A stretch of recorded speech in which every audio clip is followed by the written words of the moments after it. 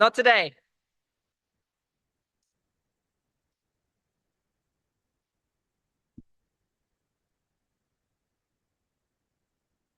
Huh. Hello.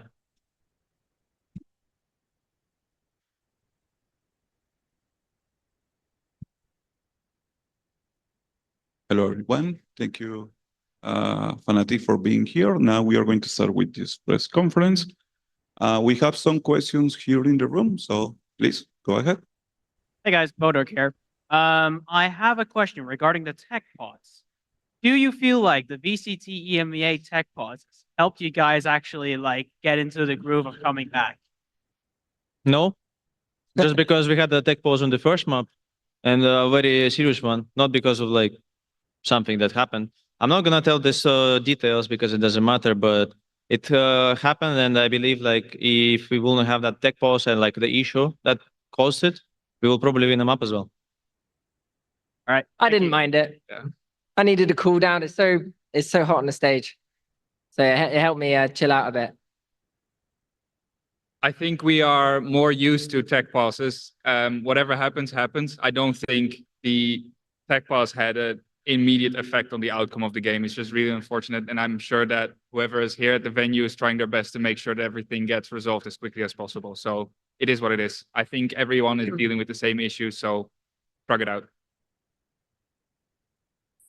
All right. Thank you. Thank you. Hi, my name is Recording in Shayo. This is a progress. question- Oh, sorry. Yes. Next question. Hi, my name is Shayo. This is a question for Boster. On split, the push-pull kind of attack all the way down to the last few seconds on every plant. It's working really well for your team. On the third map, maybe a replication of that, maybe it didn't work as well. What were the things you think were working against Gen.G and what wasn't on Sunset? Yeah, I think it was just we were struggling when it came to B splitting, like going, I guess, and taking the backside. I'm not sure, to be fair. I'll have to watch it back. The game went by so fast. But I think it was just we're just uneasy a little bit. And I think it was because we were trying to figure out where who was and what was happening and stuff. And it's not a map that we've played that much yet. And so we're just getting in the swing of it. But it was a good game for us to watch back and learn from, and then bring it for the next game. Amazing. A question for Kayak as well. The emotions clearly on your sleeve, and they were used to get so many first bloods on that comeback as well. When it comes to the rest of the tournament, maybe even facing Gen.G again, are you confident in those abilities to get that thing started? Because the team relied on you so much, and you delivered when it mattered the most in the series. Yeah, I'm still confident, even if we lost, but it is what it is. I'm gonna be still confident during the tournament, and hope I'm gonna have a better games than this. Amazing. Thank you so much. Thank you so much. Next question. Hi, I commend here. This is a question for Boster and Milan. On that second map, Texture was feasting. Well, I mean, I guess the whole series he was kind of playing really well. But once you guys started making the comeback, there were quite a few rounds where he was dying first. Was there any specific adjustments you made to counter him at like 12-7, 12-8? No, we were just playing our game. We knew roughly where Texture would play, obviously. He can only be on split like one of three spots, ramp, mid, or B main. So we just need to figure out where the hell he was. And then it's just a case of like we started shooting.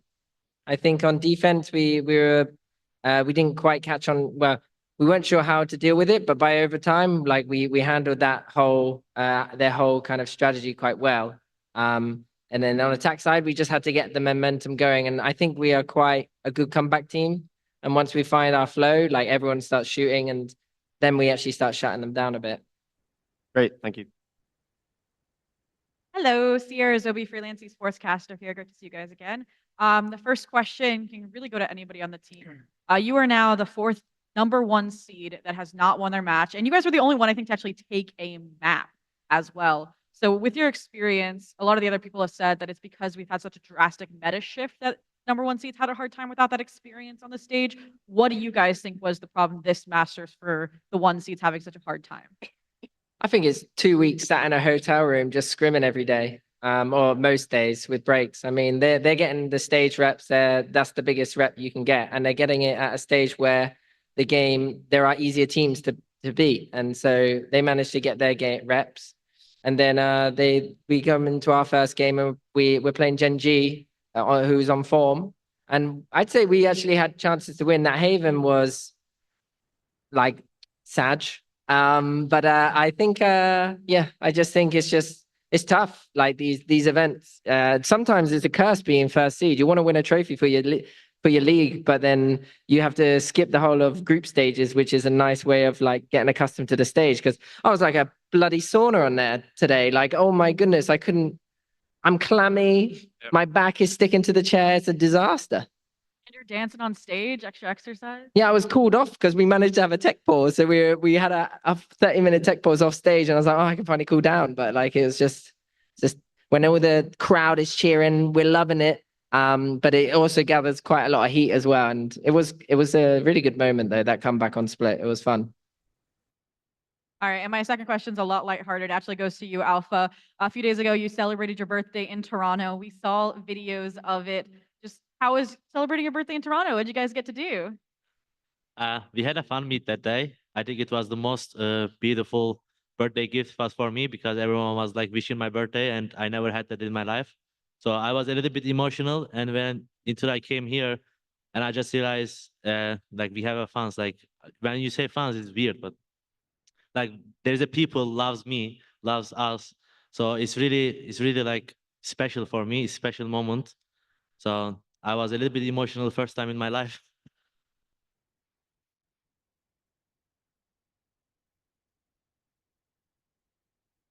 Thank you. Good luck in your next match. Hi there. This is a question from the Valorant competitive community about EMEA. So, question for anyone on FNATIC: were you surprised that neither team of EMEA passed Swiss stage? Do you think the schedule was an issue for them, or do you think EMEA as a region is falling behind? I can take that one if anyone else wants. No. I think definitely us being like the last region to finish didn't help. Not necessarily just in terms of like obviously I think Liquid was the only team that played Tejo on like a couple of maps. Neither us or Heretics ran that agent a whole lot, so I don't think having to overhaul your entire map pool is the biggest deal, but definitely having less time to just chill out a little bit before going to Toronto. Like we've been going fairly nonstop ever since we got here, and I think that's also partially because we were like on this super tight schedule where we didn't really get to rest. And even since arriving here, like Jake's already talked about it, I think we've been going for 7 days now nonstop, and it's definitely like catching up to us. And I think the same thing might have happened to the other EMEA teams. Thank you. Hey guys, Ravish from Ravish LLC, not a real company. Look, I just want to ask something like lighthearted, a bit off kilter. I find people that become really attached to the Boster crashes love story. It's one of the greatest of my generation. I find. I'm sorry. Can you put mic closer, please? They're actually not that close. That's my bad. Sorry. Yeah. Man. Thanks, Alpha. I appreciate it, bro. I was gonna say, hi guys, I'm Ravish from Ravish LLC. So, real quick, I want to ask something a bit more lighthearted. I find people become really attached to the Boaster crashes love story. It's one of the greatest of our generation, I find. Now, if you guys were, let's say, Jack and Rose on Titanic, who would be Jack, who would be Rose, and would you guys fall, like who would take the door and who would swim and drown? What do you think you'd be? I'm definitely taking the door. GG. I like the idea of Crashy's holding me from behind. No, I'm joking. I'm joking. I don't know. I guess I'll be Rose. Got the longer hair, It's quite a nice mane, I must say. And just second, real quick, Kayak, bro, is your nose okay, man? Are you all right, bro? I'm using the nose strip, to have the briefing. But so far, everyone who played with the nose strip is lost, so I'm never gonna wear it again. 0% win rate.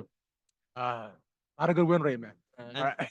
And I know why we lost as well today. Second map on OTR, I just stand up and we lost. Alpha, the first step to acceptance is ownership or whatever it is. I don't know, bro. But good stuff, man. Thank you. Appreciate it. Thanks, guys. Cheers. Hello, Nerdscast freelance journalist and commentator from the States. This question goes to Boaster. Something that I said a bit while you're here during the other press conferences was that you have like this very nice energy about you. You're always very happy in the face of a lot of these like super rough moments. Is that something that helps you guys come back in those like grueling games? Yeah, I think it helps a little bit. You know, so if you want to come back, you got to make sure you just forget about the previous rounds and just try and find the wave, try and find that momentum or that flow state. So I think the only thing that you can do as an IGL is making sure that you're like cooling. And so you got to keep it positive too, because you got to enjoy the stage experience. That's why I thought the split comeback was really fun. It was just a shame on Sunset we couldn't really get the ball rolling from that kind of thing, because it would have been a nice little 2-1 today if that was the case, especially with the way Haven went. I think Haven was it was ours to take. I lost that crazy 1v1. Oh my days. It's still in my head now. But yeah, I think it's just like you got to stay positive. But you also got to be strict sometimes. But when it comes to officials, just do your thing. Follow up to that. You mentioned in your response right now that it was kind of fun, like the comeback. It felt a little bit more fun. Do you think that like is as a result of the fact that you are on like the return, you're like punching back against them, or like is it just more of like the momentum is carrying you forward each round?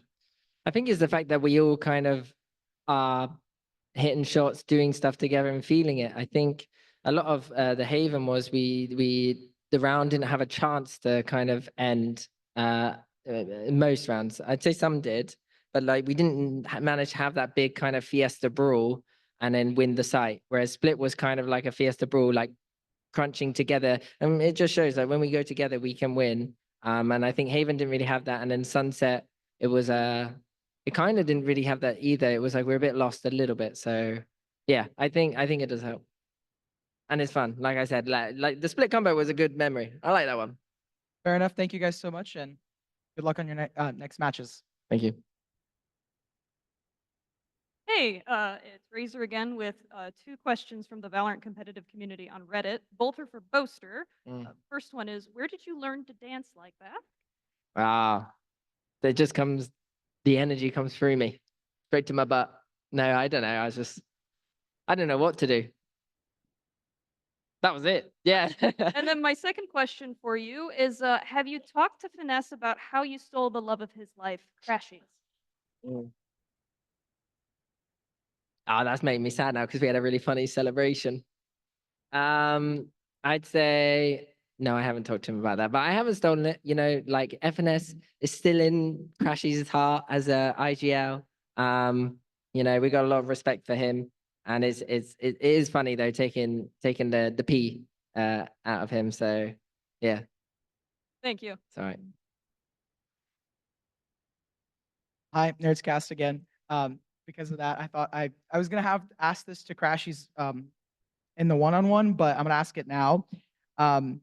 There's been a lot of like bromances, and you guys have like you and obviously Boaster have a bromance yourself. Do you think there's any other bromances that you would like to, you know, ever face up against other teams, or are there any other you know, vibes that that like you would like to see on the enemy side? Maybe the John QT Zelsis one. Ah, Like that one's pretty good. I don't know if it could beat us, but I like that one. It's pretty good. Fair enough. Fair enough. Thank you. Now we are going to take some questions on the call. Golden, you go first.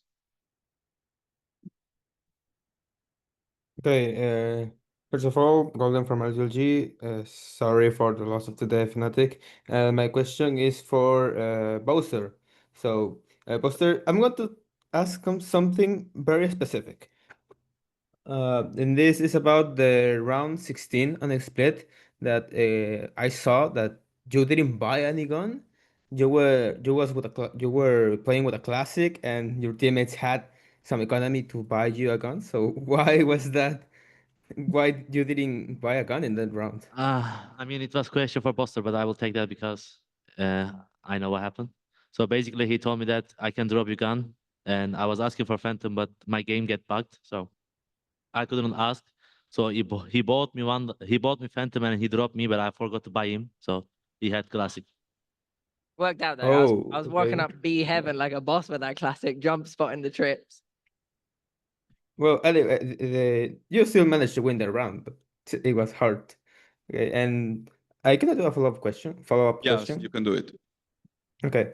Another question, but for Boster, and is that after the tech pause, how did the team, the long tech pause, how did the team manage to recover from that? Because it was very long, and the team come back and win that pistol. So, could you tell me more on what the team did in the backstage? I think it was just like we got to cool off a little bit, and actually take some time to reset and think what's going on and what we're essentially going to do.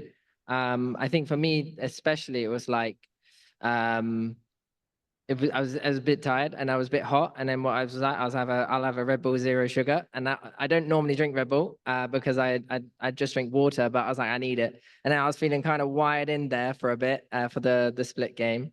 But I just think it was just we just reset, spoke to each other, and just said like, come on, boys, the Haven game was close, but we can do so much more than this. And it was just like, let's just go out there, show what we got. We had a little team huddle thing, and I don't know, we won the pistol, and then we started feeling it, and then it was just like we just got to get the ball rolling.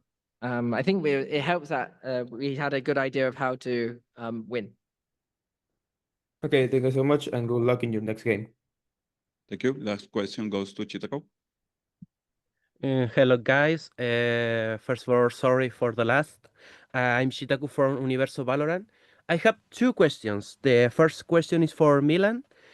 In what ways do you feel the change of meta has benefited and harmed them? Could you repeat that? Okay. The last part.